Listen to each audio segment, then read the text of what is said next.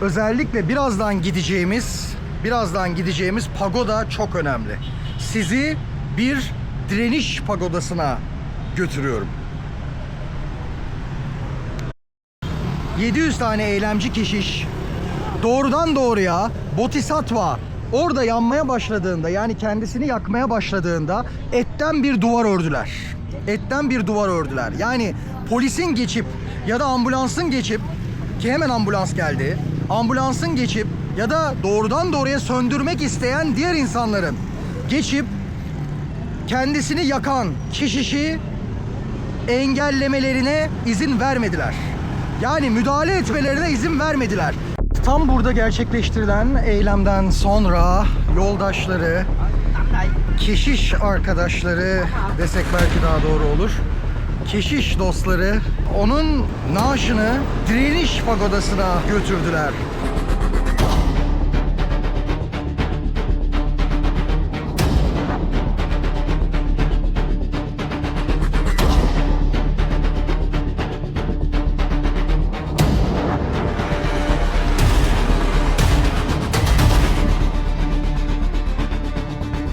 Her türlü adaletsizliğe karşı direnen, angaje olmuş Budizm anlayışının doğrudan doğruya merkez noktası. Defalarca dayak yediler, öldürüldüler. ARVN denilen Güney Vietnamlı milliyetçi grupların mafya ile işbirliği, özellikle Cholon belgeselimi izleyin. O konuda epey bir bilgi verdim. Cholon bölgesinde, bakın arka taraflara doğru,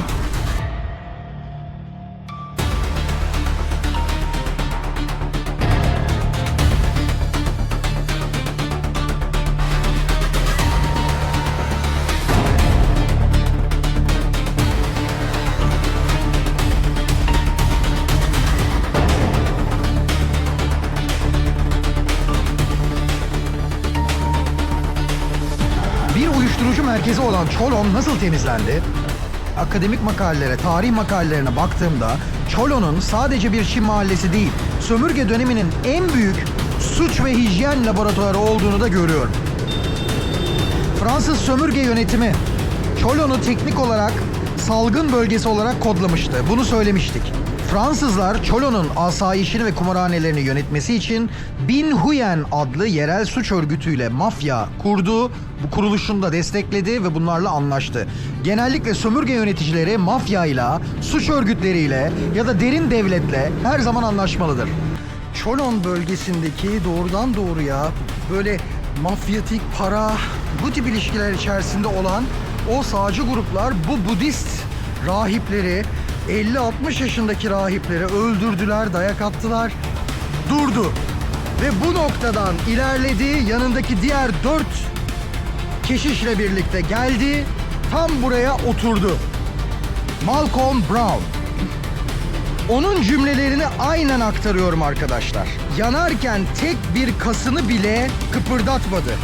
Tek bir çığlık atmadı. Şaşkınlıkla onu seyrediyordum. Dışarıdaki kalabalık şok olmuştu.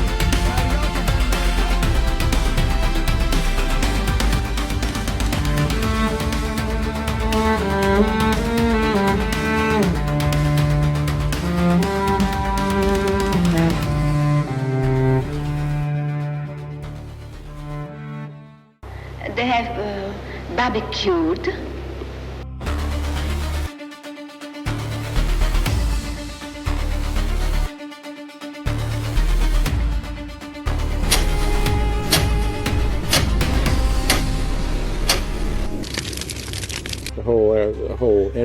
Lúc đó là đúng 10 giờ sáng.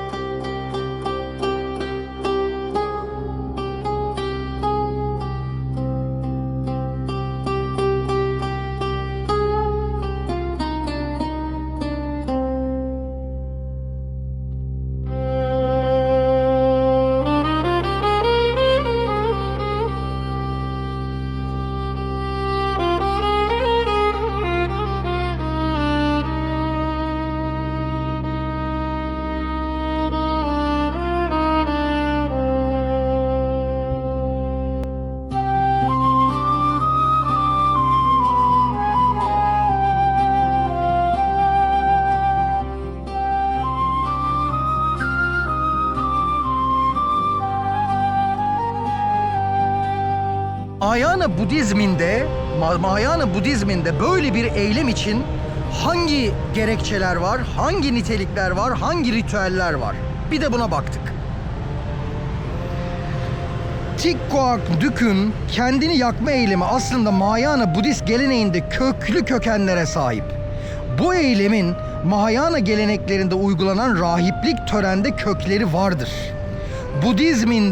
Mahayana Budizminde bu tür bir fedakarlık intihar değil, başkalarının refahı için kendi hayatını feda etmenin karşı konulmaz bir hayırseverlik eylemi olduğu görülür.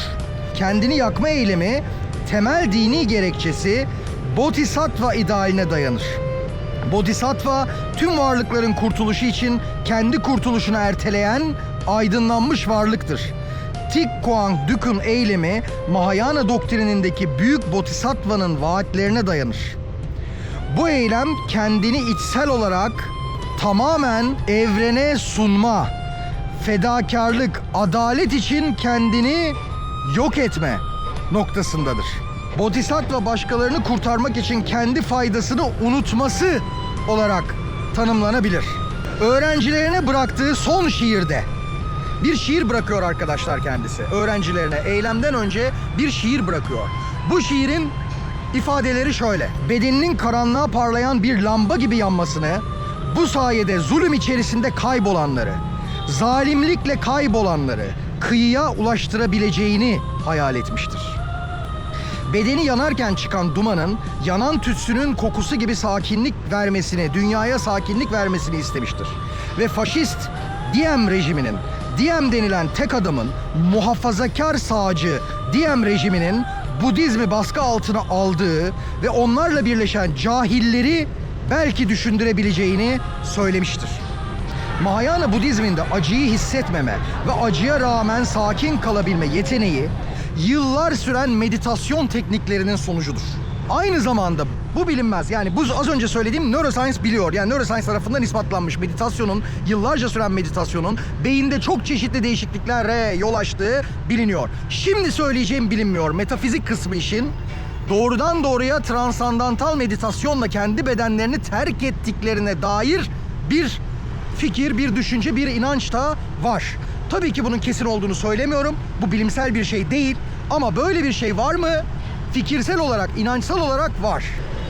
Nörobilimsel araştırmalar yıllar süren meditasyon pratiğinin beyin yapısını ve işlevini değiştirdiğini göstermektedir. Meditasyon pratiği acının duygusal bileşenini kapatabilme yeteneğini geliştirebilir. Ancak acının duygusal bileşenini kapatamaz. Meditasyon yoluyla acının duygusal tepkileri azaltılır. Birey acıya rağmen sakin kalabilir ama acının tamamını kapatabilir mi? Hayır. Sadece bunu erteleyebiliyor, bunu azaltabiliyor. Pekala, angaje olmuş Budizmin temel nitelikleri neler? Şimdi biraz onlardan konuşalım.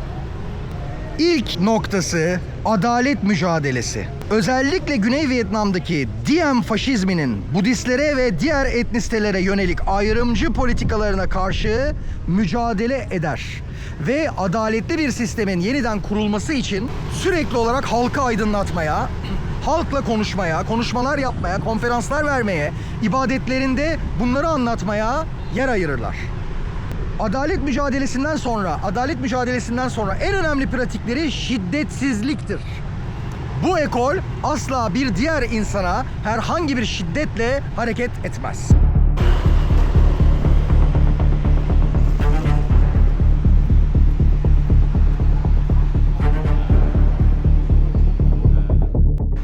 Ağustos 1963'te Saigon'daki engaje olmuş Budizm direnişinin manastırına yönelik baskın, Vietnam Budist krizinin en kritik olaylarından biridir.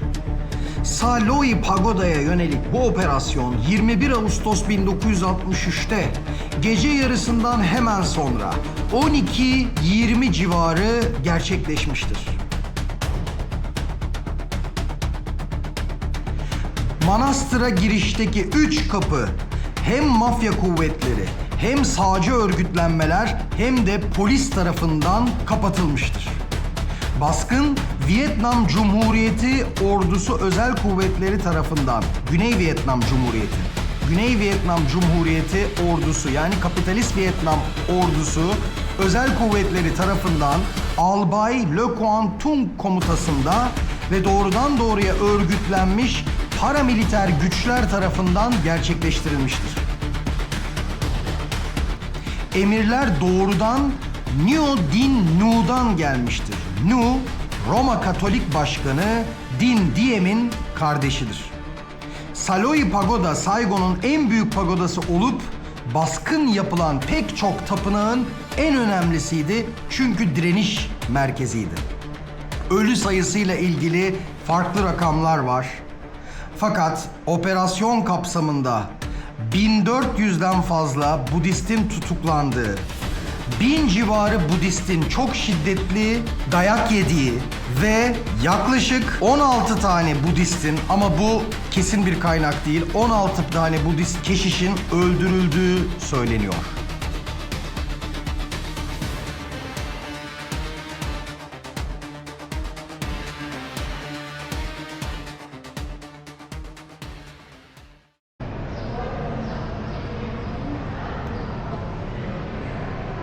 Özellikle bu baskın, Güney kapitalist Vietnam halkı arasında zaten sayıları az olan hükümet destekçilerini güvensizliği iyice arttırdı ve Amerika Birleşik Devletleri ve global kapitalizmin beslediği Diem rejimine olan desteği iyice zayıflattı. Çünkü ortalıkta kan gövdeyi götürdü ve büyük bağırışmalarla, büyük çığlıklarla Budist keşişlerin yardım istekleriyle dolu bir gece yaşandı. Bu çan, pagodaya faşistler saldırdığında doğrudan doğruya çalınan en eski çanlardan bir tanesi. Yani bu çan sayesinde insanlar pagodadaki olaylara, pagodada olay çıktığını anlıyor ve tepki geliştirebiliyorlardı. Eylemlerdeki şehitleri, yani doğrudan doğruya angaje olmuş Budizmin, ne demek angaje olmuş? Mücadeleye angaje olmuş, sisteme değil. Dinlerin büyük bir çoğunluğu kapitalizme angaje olur. Özellikle iktidar tarafından yönlendirilen resmi dinler çoğunlukla kapitalizme angaje olur. Fakat bu angaje olma tabiri doğrudan doğruya, sessiz konuşuyorum, doğrudan doğruya mücadeleye angaje olan, adalet ve demokrasi için çok ileriler, gerçekten çok ileriler. Yani sadece kendi dinleri için değil, kendilerinin dışında kalmış olanlar için de.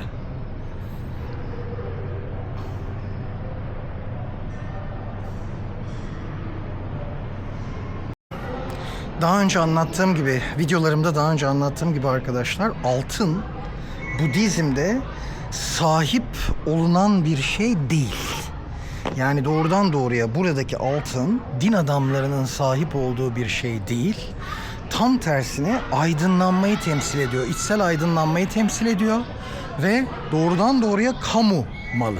Bu bölgeye gelmiş olanlar bilir. Mahayana Budistlerin keşişleri sokaklarda yemek dileniyor desek, yani yemek dileniyor demeyelim de, yani yemek istiyorlar. Hani herhangi bir zenginlikleri yok. Sakın böyle gidip de başka dinlerin tarikatlarıyla, şeyhleriyle, şıhlarıyla karıştırmayın.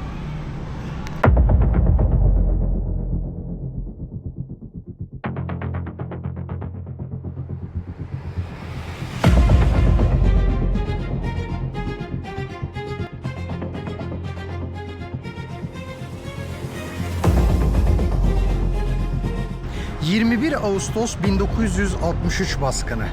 Diktatörün akrabalarından bir tanesi, şu anda ismini hatırlayamıyorum, kardeşi zannedersem, doğrudan doğruya faşist birlikler ve polise komuta ediyor. Aynı zamanda Cholon bölgesinden mafya geliyor ve buradaki pagodaya, yani hiçbir şekilde şiddet göstermeyeceklerini bildikleri pagodaya saldırıyorlar arkadaşlar. Pagodanın yaptığı tek şey olayı halka duyurmak.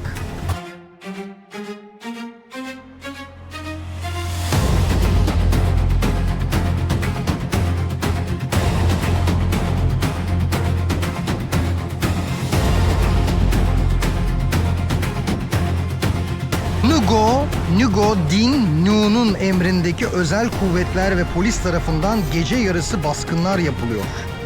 Tapınaktaki rahipler ve siviller silahsız direniş sergiliyorlar. Kapıları barikatlarla kapatıyorlar. Çanları çalarak yardım istiyorlar ve dua ediyorlar.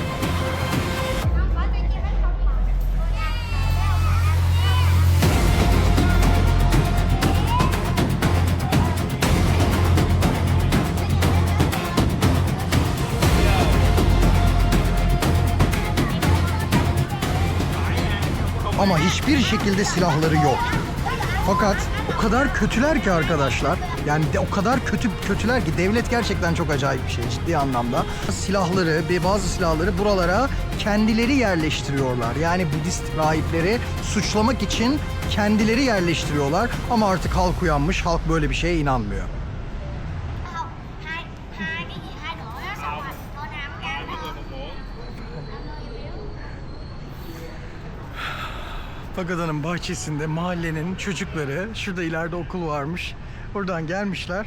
Burada oyun oynuyorlar, yemek yiyorlar. Ay çok tatlılar ama ya.